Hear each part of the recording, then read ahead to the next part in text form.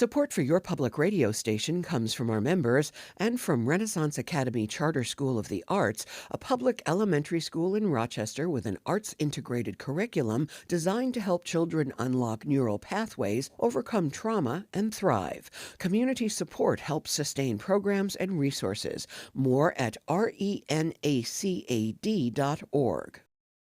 And Bond, Shuddock & King, a multi-practice law firm in Rochester with offices across New York State, serving business, healthcare, and educational institutions. Online at bsk.com. From WXXI News, this is Connections. I'm Evan Dawson. Our connection this hour was made this past November when PBS premiered the new Ken Burns documentary series on the American Revolution. Within the first few minutes of the series, a kind of culture war erupted online, with conservative publications claiming that Ken Burns had gone too woke. The reason? They were angry that Burns' documentary highlighted the Haudenosaunee and noted that it might have served as a kind of model for what the founders created in the colonies. National Review said that claim revealed the bias in the series and called it a lie. Others piled on. But let's pull back for a moment. What do we actually know about how the birth of this country affected the communities who had already lived here? This week, the United States is marking 250 years. What do Native communities think about all that? Over the next several weeks, we'll have conversations about what modern patriotism means, and are there another 250 years to come in this country? Do you believe that? Well, today we're going to focus on the story that Indigenous peoples tell. And SUNY Geneseo is planning a public discussion on this issue. Today we get a chance to preview that event. We'll tell you all about it. And let me welcome our guest. In fact, the person most responsible for putting it together is the director of the Livingston County Historical Society Museum. That's Anna Kowalchuk, who is with us. Thank you for being with us here. Thanks for having me. And across the table, Dr. Michael Oberg, Distinguished Professor in the Department of History at SUNY Geneseo. Nice to have you back. Thanks for being here. Thank you, Evan. And Grandell Bird Hallett Logan is a member of the Tonawanda Seneca Nation Snipe clan, a spokesperson for the Tonawanda Seneca Nation on the stamp issue. We've talked about that on this program. Nice to have you in studio. Thank you for being here. Happy to be here. So I was, I was musing with Dr. Oberg before the program that, is Michael Oberg going to side with National Review against Ken Burns here? But I want to ask you, when this American Revolution series, gets seen by millions of people, and the first few minutes they're talking about the Haudenosaunee, and you've got this blow up, this argument about that. I'm curious to know briefly what you make of this claim that the birth of this country owes something to the Haudenosaunee. The American founders didn't have the capacity to recognize anything of value in Haudenosaunee culture, in my view. They were... If you read the documents, there's a lot of documents, and you get to know what Haudenosaunee people said about the Americans, what other indigenous peoples across the continent said. They didn't refer to them as patriots or founding fathers, or they called them killers. They called them madmen, and most often they referred to them as long knives, a name that cuts to the heart of the violence with which they were associated. That's the heart of the story. Now, to be honest, I had an uncle a long time ago who was a baker, and he never liked to eat cake. I didn't watch the documentary because I'm a historian and I don't do history documentaries usually. I just didn't watch it. I've got other people in the house and they've got things to watch. So I haven't sat through and watched the documentary. So I can't say too much about what Ken Burns did, but that argument's there. But look. But you've heard the argument. I've heard the argument. It's not a new argument. It's not a new argument. It goes back a long ways, goes back quite a ways. And in my view, it just gives far too much credit to the Founding Fathers, who wanted nothing. The best of them thought that they could transform indigenous people into white people with darker skin. They talked in our part of the state in 1779 when the Sullivan-Clinton campaign invaded the Finger Lakes. George Washington wrote letters and orders talking about the extermination. The extirpation was an antiquated version of that word that he used, but the extermination of the savages, right? Soldiers drank toasts. Soldiers drank toasts, civilization or death to the Indians. That's what they said. And you can just march through history, Evan. Like you can start at the beginning of the Revolution, Paxton Boys, right? The Paxton Boys massacre in Pennsylvania, where white frontiersmen broke into a jail where peaceful Christian Indians were being housed and slaughtered them with hatchets, 4-year-olds, 3-year-olds, 2-year-olds.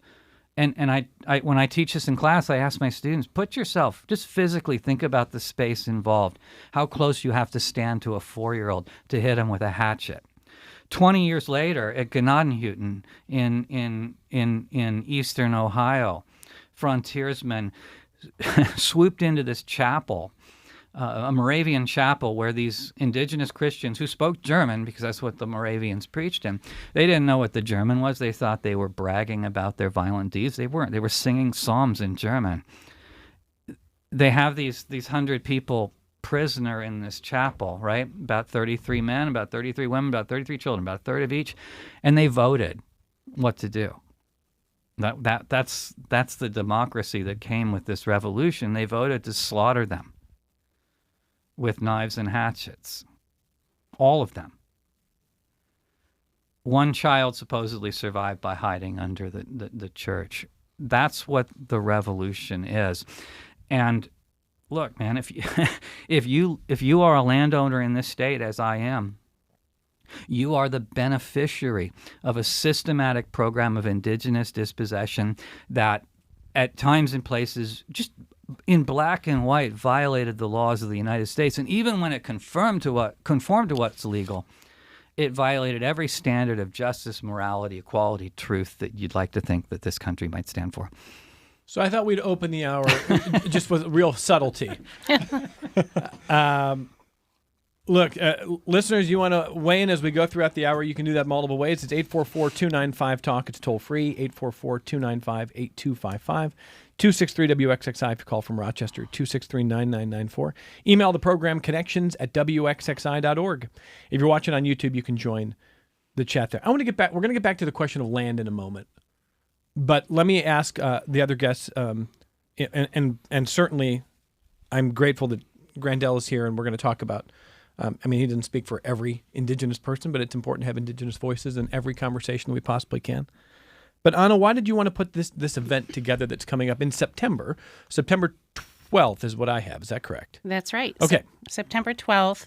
3 o'clock. It's a Saturday. Students said that would be a good time to attend it's as well. It's always good to ask students. That's right. And so, of course, everybody's been talking about the 250th anniversary since the signing of the Declaration of Independence. It also is the 150th anniversary of the Livingston County Historical Society, which is interesting, right? Because 1776, 100 years later, lots of historical societies, started.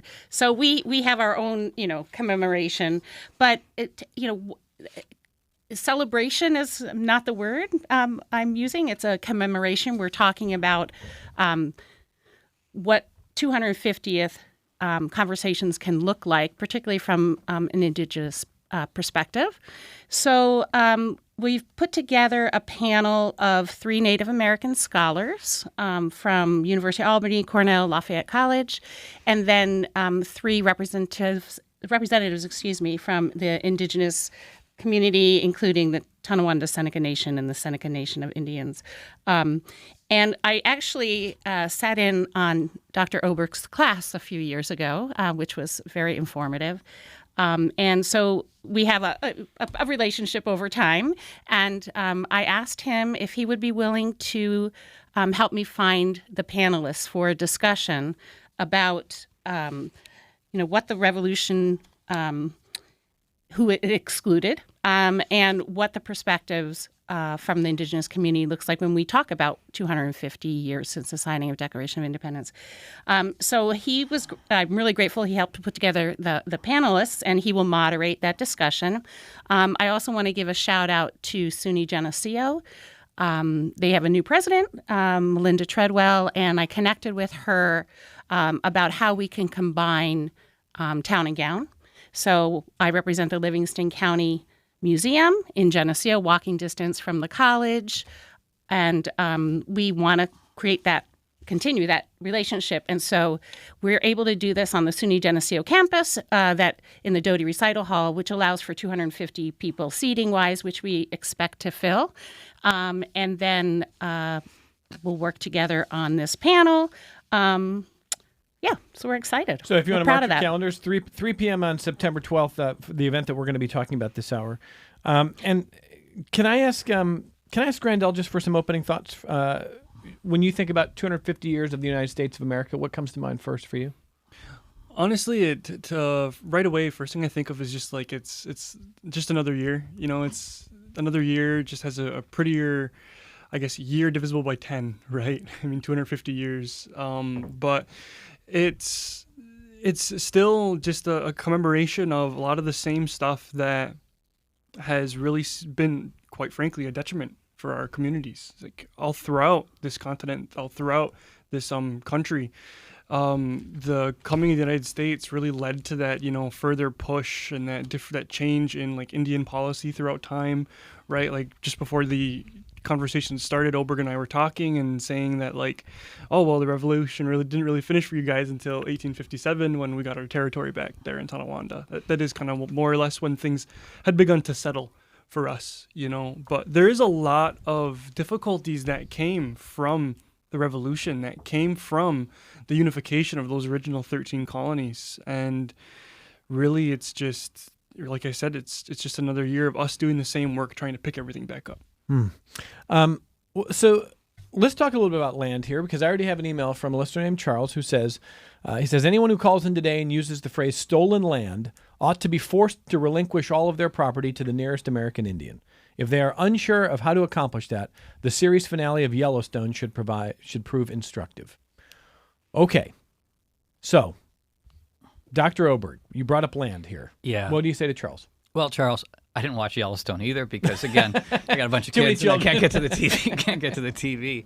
But look, land back is a movement that's going on across this continent. When I started in this field in graduate school in 1990, the idea that Indigenous people would get their land back was unheard of, right? That the American states, the United States would return land it was completely inconceivable. But it's happening across the country now in dribs and drabs, it's in bits and pieces, but it's happening. Right? States are recognizing in some places that they stole a lot of land. And they did. And I would tell, was it Charles?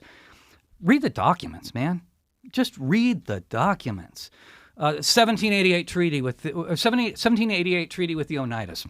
Charles, go read it. Franklin B. Huff. You can read the treaty proceedings. It's available. You can Google the document. It's on all kinds of sources. The Oneidas said, "We'll lease you our lands." The treaty was written to say you sold the lands. It's openly fraudulent. The 1838 Buffalo Creek Treaty, the most fraudulent treaty in the history of the United States. I say that because it was so well documented. Quaker missionaries took depositions where people were coerced to sign the treaty. They were forced to sign treaty. People signed other people's treaties' names. So I could sign this housing deed and say, "Yeah, I'm Evan Dawson. I just sold your house." There's no question this was a stolen continent. And to go back and bring this up and say, well, give your land back if you don't like it. No, that's not how it works. This is a national debt, a state debt, and let's start talking about it. And look, it's happened. And it's not up to individuals, you're saying? No, that was the same thing that they tried when Billie Eilish at the Grammys said we were on stolen land, and the old dudes in the Washington Post or whatever, they reminded me of the two guys in the Muppet Show, the two old hecklers. They're just giving her a hard time, right? And she's saying we live on stolen land. We do. So let's figure out what we can do about it. It's a bigger problem than me giving my land back. It's a huge problem. And so Onondaga County returns some land to the Onondaga Nation, 1,000 acres. It's great. It's a start. And there's a huge difference between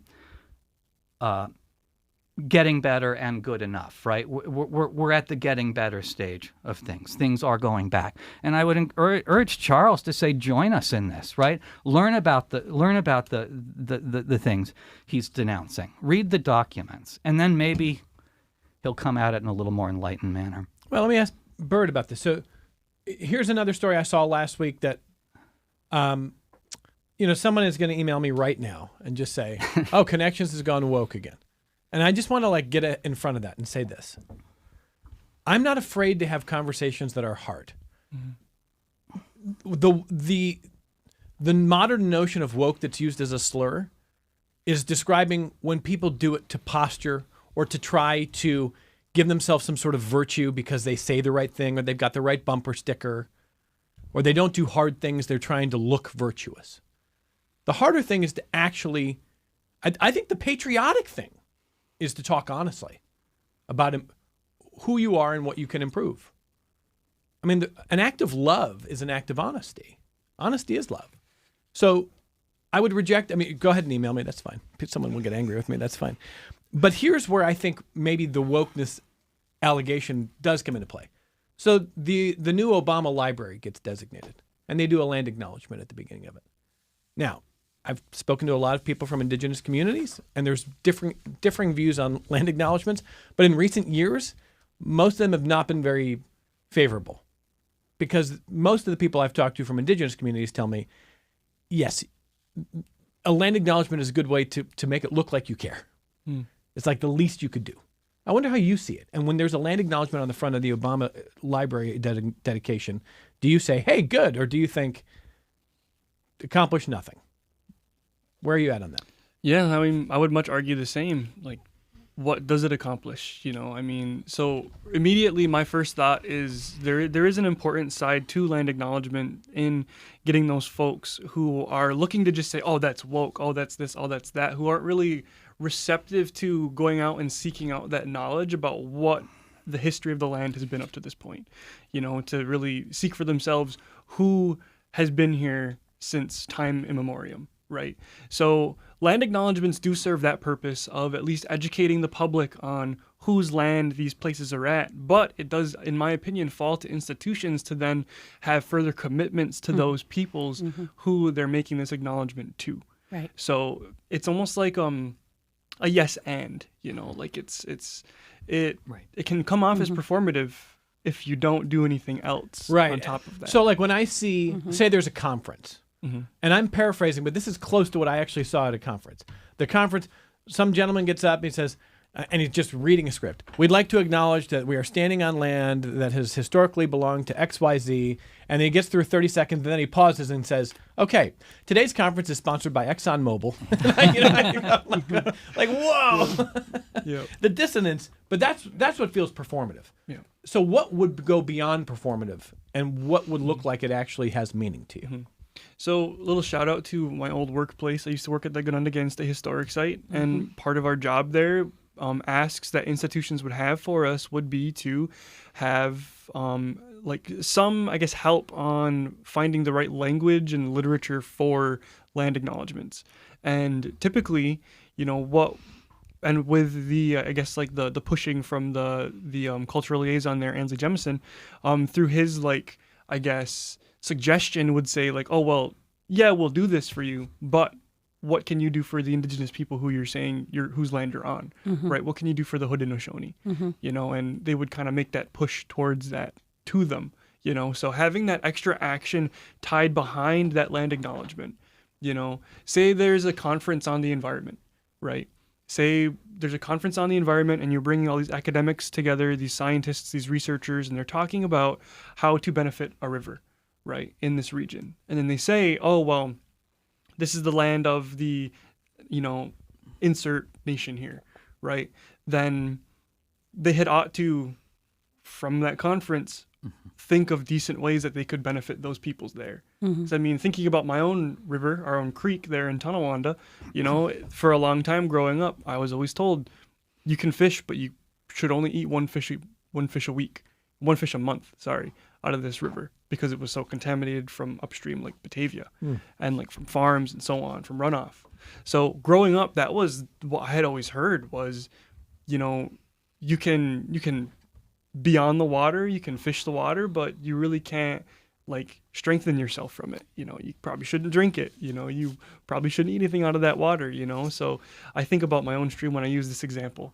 Whereas if there was going to be like a water conference like in the area, well, then they should be thinking, how can we like just have a case study, like just think about it in the moment, right? How can we help the people of the Tonawanda Seneca Nation clean their stream, their waterways, and have cleaner access to their waterway?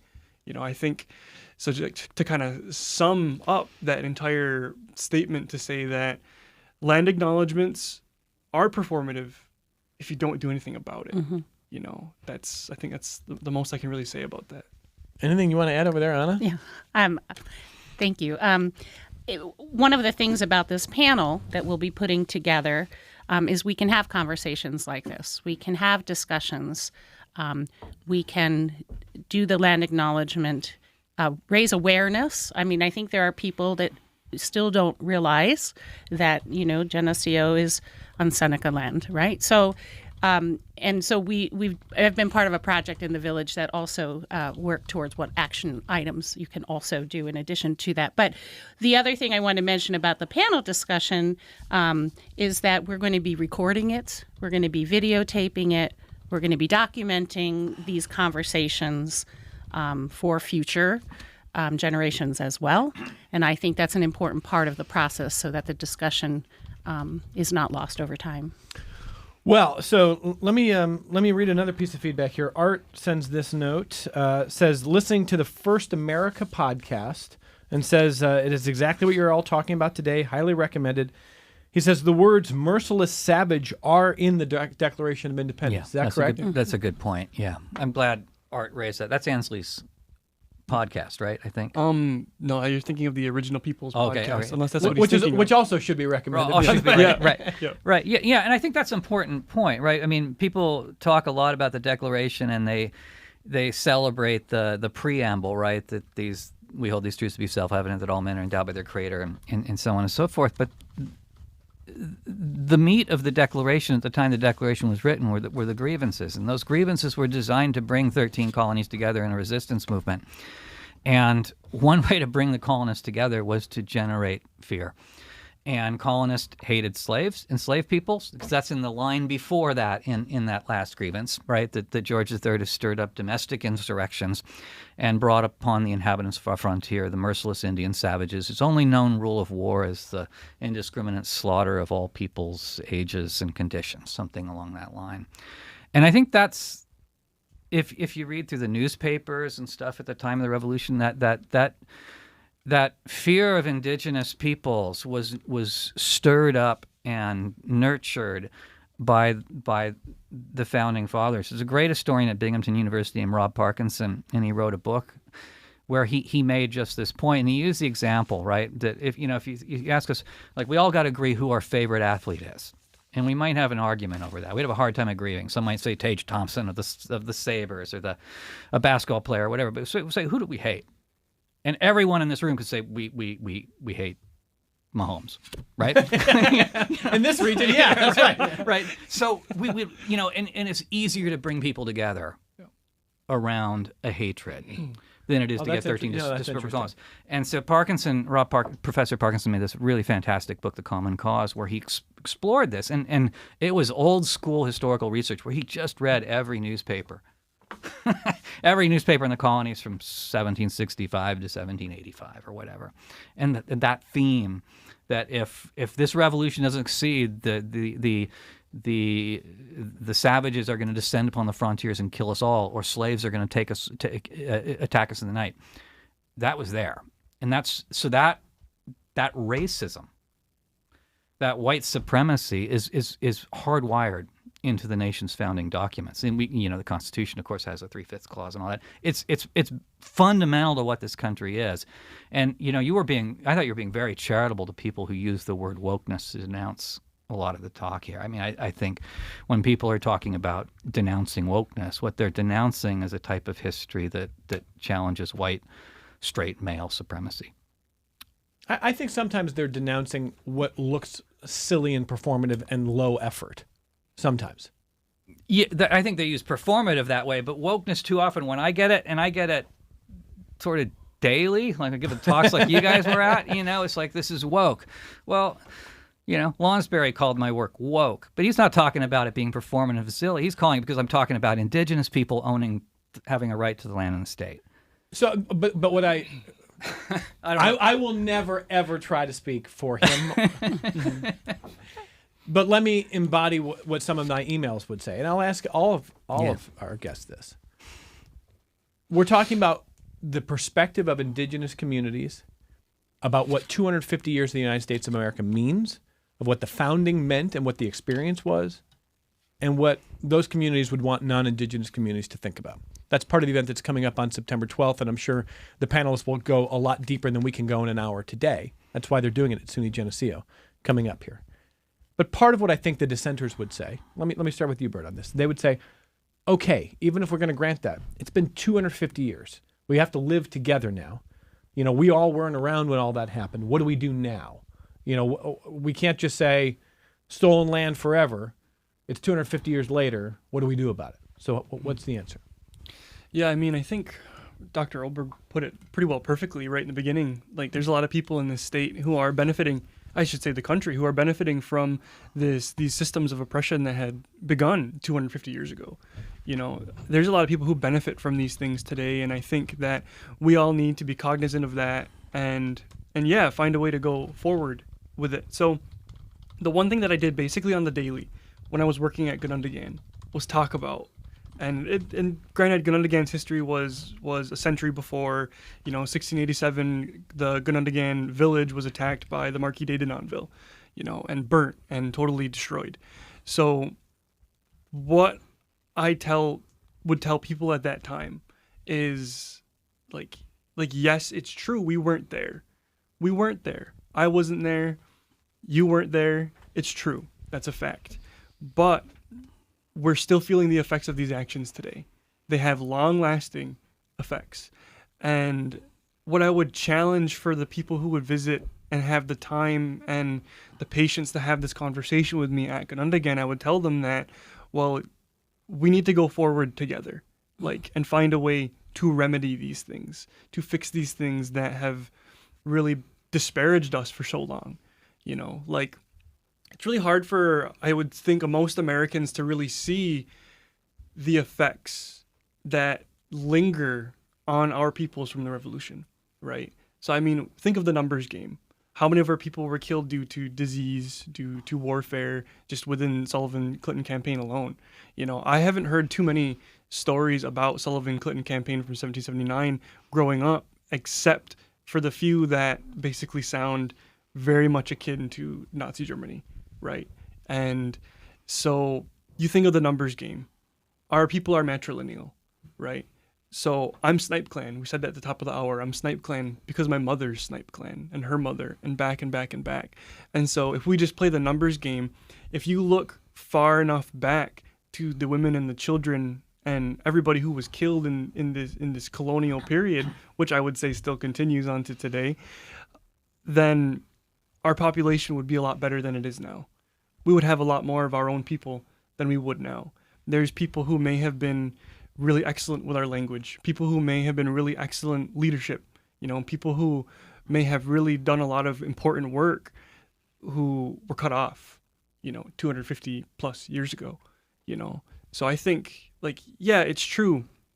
We weren't there, but we still have that responsibility from our ancestors to do different. And I think people need to use 250 in that sense to think this country has a rough history. People need to be recognizing that. People need to be accepting that. And people need to say, how can we do better for the next 250, right? Are you hearing more of that question or not enough? Which question exactly is that? What can we do better? Right. You're asking people to be introspective about the history of this country and say, even if I wasn't there, I benefit from those actions. So what do I do about it? Are you hearing more introspection these days about that? I'm hearing more and more. Yeah, it's true. I'm hearing more and more. When I was working at Tonawanda, of course, I was just in the right places to hear these things, though. I should say that. I was in the right places to hear these things. The type of people who are willing to think like this. If they're going to Tonawanda, they're kind of self-selecting for an audience there. Exactly. They're seeking these things out on their own, basically. So in my own life, I do hear more. I do see more because, of course, algorithms and whatnot online. I do see more, but whether or not it's enough isn't really up for me to say. But what I will say is that there is a lot more pushes, as we were talking about earlier, about land back and even just land stewardship and including Indigenous voices and things. So conversations like what are going to be happening on this panel September 12th are much the same, right? We're seeing a lot more of this these days. Dr. Oberg, to that question of It was 250 years ago. So what do we do now? Yeah, that's an awfully self-serving way to respond to an argument, right? I mean, it's just try that in a domestic argument with your girlfriend, your wife. It was a long time ago. Get over it, right? How's that going to fly, right? It's just that's such a self-serving argument. And look, I would emphasize, Grandell's been leading the fight against the Stamp Project, right? One of the reasons the Stamp Project is a bad thing, it's not just a general hostility to data centers, but it's the damage that it will do to the environment of the Tonawanda Seneca Nation.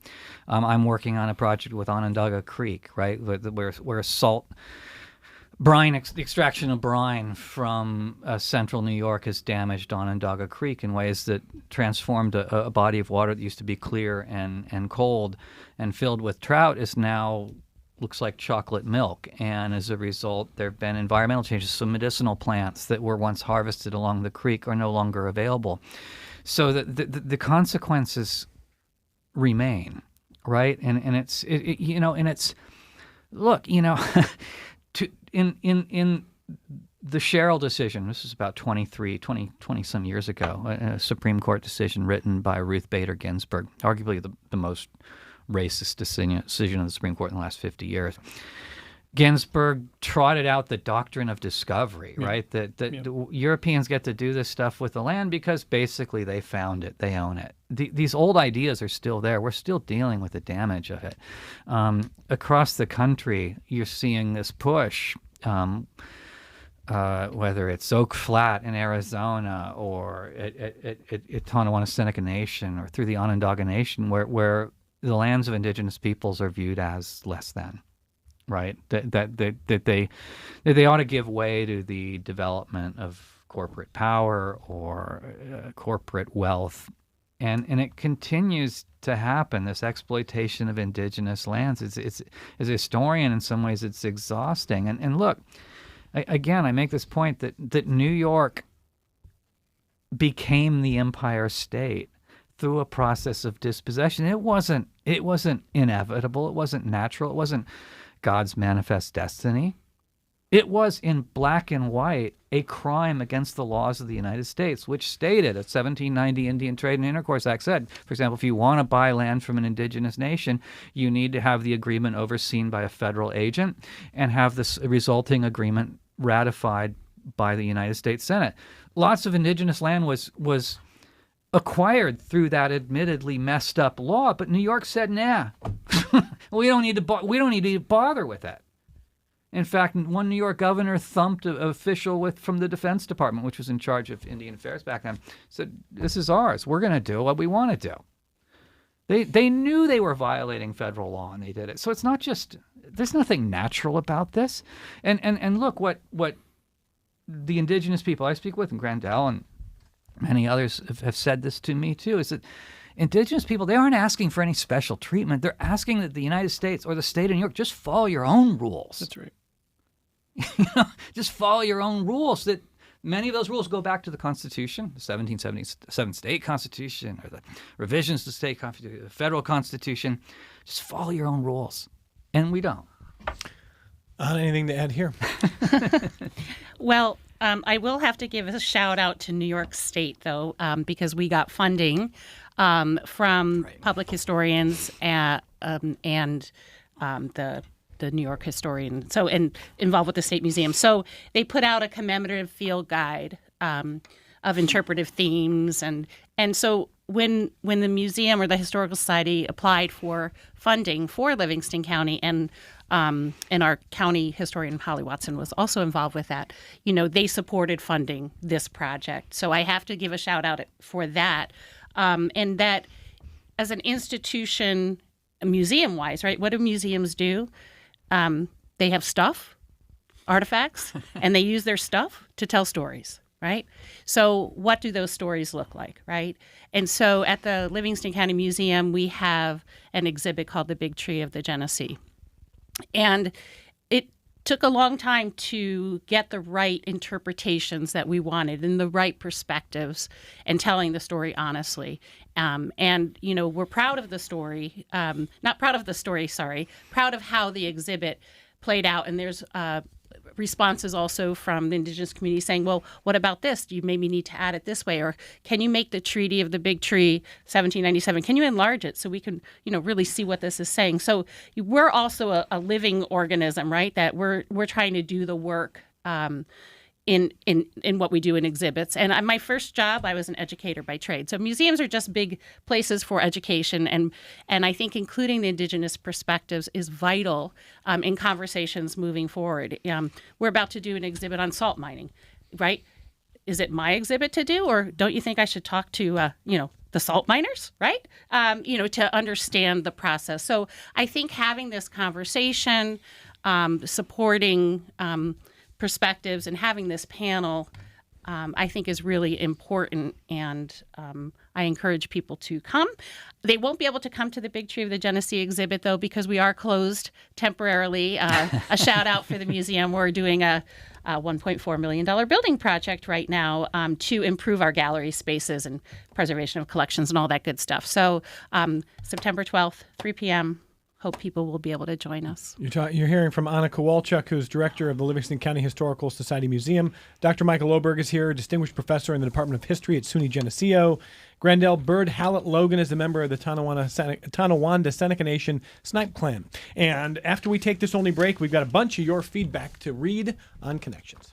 Support for your public radio station comes from our members and from Mary Cariola Center, supporting residents to become active members of the community, from developing life skills to gaining independence. Mary Cariola Center, transforming lives of people with disabilities. More online at marycariola.org. This is Connections. I'm Evan Dawson.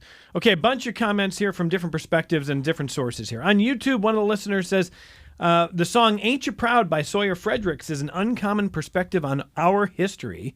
It is worth a listen. So there's a shout out to Sawyer Fredericks' work there. Teresa says, West Irondequoit's the only school I know in Monroe County to do a land acknowledgement before sporting events. It would be great to connect with them to make efforts to do more. I'm not affiliated, except I have relatives who attend there, but it's a cool idea. That is from Teresa. That's one I don't know about, but that's maybe something to kind of explore separately. Charlie says, I travel through the Finger Lakes quite a bit. On Route 5 and 20, as you enter Canandaigua, there's a historical marker celebrating how Sullivan burned down a Native American village. As you enter Lakeshore Boulevard in Canandaigua, there's another marker referring to Native Americans as savages. It is still there. I check each time I go into Canandaigua. I won't even bring up the Treaty of 1764 or how Squaw Island got its name. It's all there, and anyone can read it. People who wish to whitewash American history have their heads in the sand and ought to be embarrassed. That's from Charlie. Does that refer to some of what you talked about with historical markers? Yeah, and in fact, Andrea Smith from Lafayette College, who's one of our panelists, has written an amazing book that looks at how Sullivan Clinton has been remembered over the period since 1779, and she really writes about these monuments. She's cataloged them. There are more monuments to the Sullivan Clinton campaign across Pennsylvania and New York than there are to any other single event of the American Revolution. And as for the history behind some of those words and ideas, so as an example, I did not know the history of the term Squaw Island, which is on Canandaigua Lake, until it was described to me recently. I appreciate Charlie bringing that up because, frankly, there's probably a lot that we don't know or that we're not taught. David in Ovid kind of talks about that. He says, as a community college instructor, I can't help but notice that by the time I get my students, most of them have a very hard time criticizing our country's history. Many things are excused with all kinds of reactions like, well, we're a young country, or we didn't really mean to be evil or anything, we just made a mistake, or something like that. It's ingrained by the time people graduate high school. They're socialized to hyper-patriotism, and criticism is viewed as disloyalty. That's from David. That's a very interesting way to describe it. And that's kind of what I was talking about earlier, David, when I said that criticism, honesty is an act of love. But there is a division in our society where people think any criticism is an act of betrayal or disloyalty. What do you make of that, Grandell? What do you think?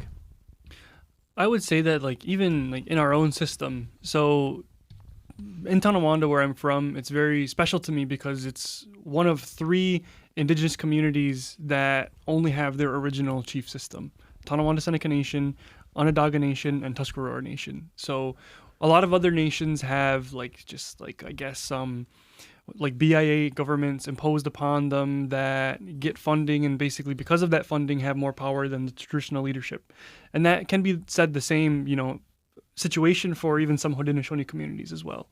So my opinion is that, and this is as a Haudenosaunee person, that we have the responsibility to be critical of our leadership. We have the responsibility to have opinions on decisions made for our benefit or our detriment. We need to do that, even within our own system. Like, people need to be doing that. We need to be critical of those who are put in places to represent us. And I would say that's very human, that we should have the ability to be critical of like our leadership. And again, most of my work at Grandell has been challenging people to have that kind of critical thinking and to think like, okay, so what are we benefiting from? What are we perpetuating? What can we do different? That's very important for even just an individual, let alone probably a whole country. Again, a different David writing to us from Vancouver said that this is such an important conversation. He's going to be sharing it widely when it is over. David, I appreciate that. And then I got a separate note from someone pointing me to a story from, turns out, from Vancouver. So David from Vancouver, tell me if you're familiar with this story. A Canadian court ruled that part of Vancouver still belonged to the Squamish. The Canadian government settled with the tribe by giving them 10 acres that used to belong to a branch of the Canadian Pacific Railway. The Squamish are now building high-rises in their village, putting the rest of the city to shame, says this writer. Vancouver is mostly single-family housing. The new buildings tower over their neighbors, and a Vancouver city councilman has complained that the high-rises from the tribe don't reflect an Indigenous way of building, but there's nothing they can do, and it's up to the tribe how they want to use the land. So this listener is pointing to this story in Vancouver saying, look, when we talk about land back, which, as Dr. Oberg said, it's dribs and drabs, it's not widespread, but when it happens, when you give it back, it is up to the tribe. And when the tribe says, great, here's what we're going to do. We need density. We need population density. We're going to do high-rise buildings. And then I love this councilman saying, hey, that's not in your Indigenous tradition. Is that funny to you if I were to try to tell you, Bird, that's not in your tradition. I need you can use this land, but as long as I tell you how it's okay to use here. I don't know if you're familiar with the story, but I'm curious to know what you make of the idea that land back means land back, and some tribes are going to do different things with it, and who gets to decide what's appropriate. Yeah, I think at the end of the day, like if land back is a position that people want to take and actually want to give land back to nations, they do have to have the understanding that it is up to them.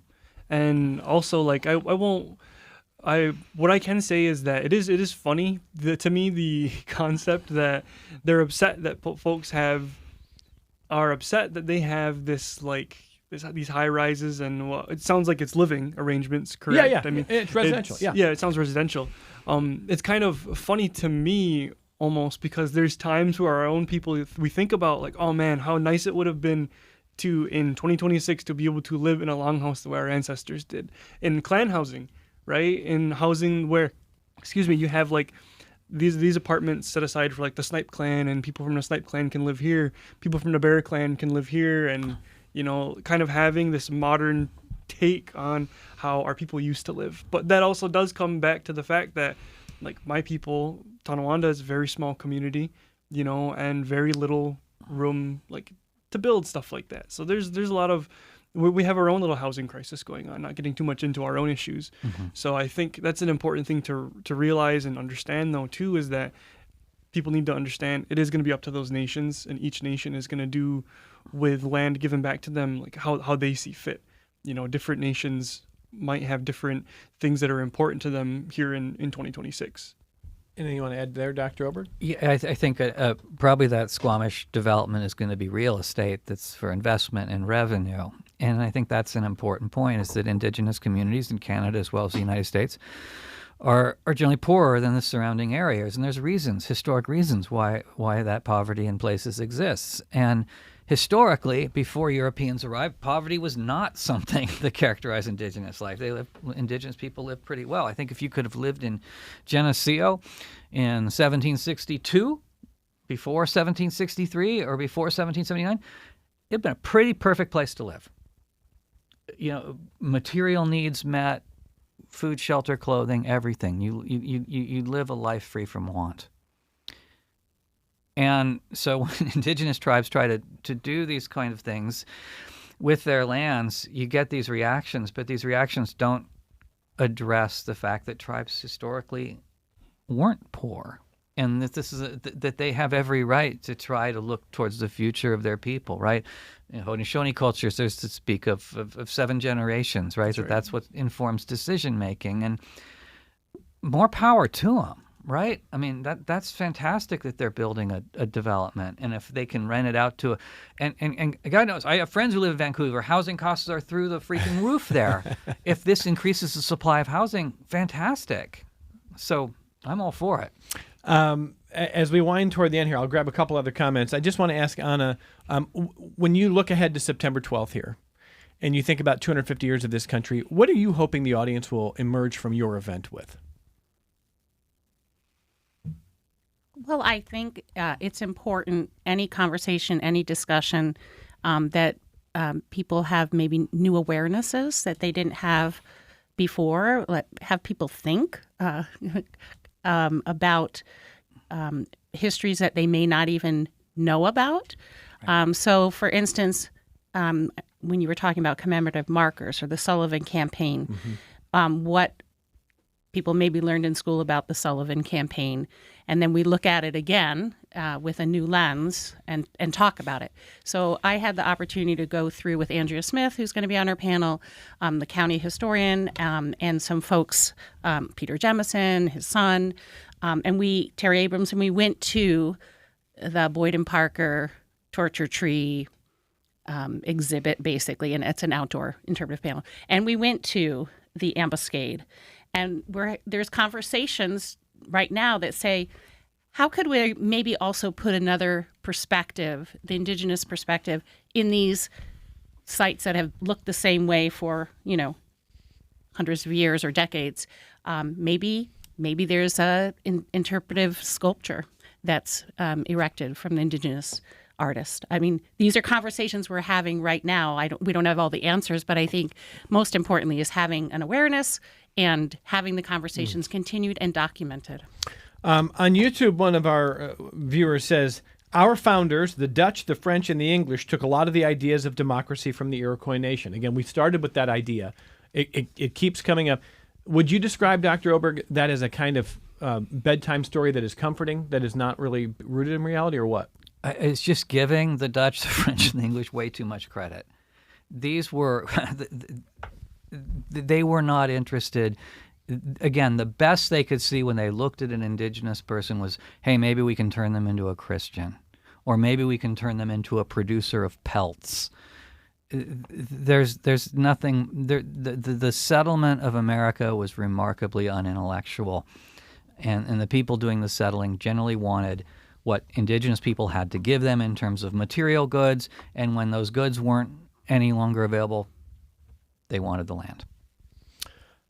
Maureen in Canisius says, I was born in Guelph, Ontario, Canada, near the First Nation reserve I grew up calling Six Nations, and I live now on Seneca land in Livingston County that the Sullivan Campaign devastated in the 18th century. Are your panelists familiar with the recent success of the Chippewa Saugeen First Nation people near Sauble Beach, Ontario? Sauble Beach is an affluent resort community on Lake Huron. I mean, I don't know that story, no? Okay, so, I mean, again, there's all kinds of stories out there. It's not all a straight line of history here. But what I hope we've done this hour is at least allow some of the voices that don't always get a chance to be heard. So, about 30 seconds apiece here. What do you want to leave with the audience as we think about 250 years of the United States of America? I kind of want to quickly touch on that, about the topic of the founders taking inspiration from us, and say that, well, one thing we've always said is like, well, if they did, well, they left quite a bit out, right? They left out the women's voices, they left out the animals' voices, they left out the thought of the land. There's a lot that got left out. So, I really do like Oberg's perspective on this, as well as, so like, our people had a huge part in the American Revolution. It was very devastating for us. There was one resource I had read that alleged there was a conversation where somebody had said the council fire of the Haudenosaunee has gone out because we had people on both sides of this conflict. And we're still feeling effects of this right? This was a huge hit to our great law of peace. And so we have a huge history within the area. Many towns are named after still. I guess like an anglicized version of what we had said, you know, Geneseo, Jotneseo, Canandaigua, Ganondagua. You know, there's a lot of places like that in the region. So we have history here. We have legacy here still up to this point. And my final point is to really think about those peoples who were left out of the revolution, who are left out of the education around it. You know, a lot of us had a hand in it. And so we ask you to just look a little deeper. I think that's an appropriate place to leave it because we're out of time, but there's going to be more talk coming up on September 12th. So if you want to attend on September 12th on a Kowalchuk, how do people find you and what's going on September 12th? Well, they can go to our website, livingstoncountyhistoricalsociety.com. I believe we'll probably end up having a registration. The event will be free, but that'll help us in our planning. Yep. And so look for that. We'll get it live pretty soon. Thank you for being here and helping put this together for us today. Good luck on the event on September 12th. Been great having you. Come back, talk history anytime with us. All right. That's what, Dr. Oberg, you're always bringing in the historians for us here. Yeah. I know you're very proud of the work they do. Michael Oberg is distinguished professor in the Department of History at SUNY Geneseo. Thank you for being here. Thanks for having me. And been an honor to have Grandell, Bird, Hallett, Logan, a member of the Tonawanda Seneca Nation Snipe clan. He's also a spokesperson for Tonawanda Seneca Nation on the issue of stamp that we've talked about. Great having you back here. Thank you for being here. Yeah, I appreciate it. We've got more connections coming up.